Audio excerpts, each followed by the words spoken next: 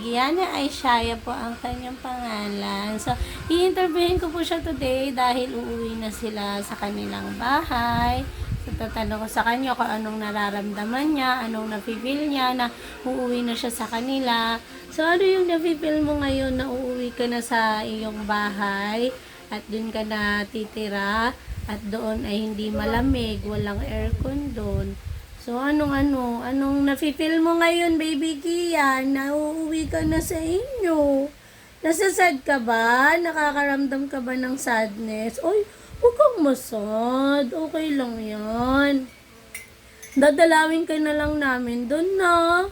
No, baby Kia, dadalawin ka na lang ni Lola, ni Lolo, at saka ni Tita, at saka ni Tito. Kaya lang wala na kami ditong manika. Wala na kami ditong laruan. Kawawa naman kami. Wala na kami baby.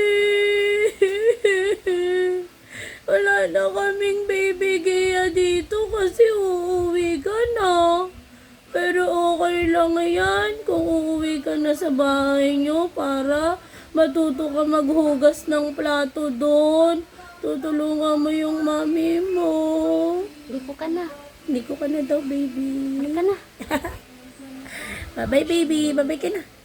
Bye-bye ka na.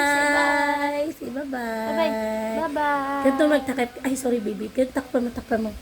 Ang galing. Ang galing. Let's go.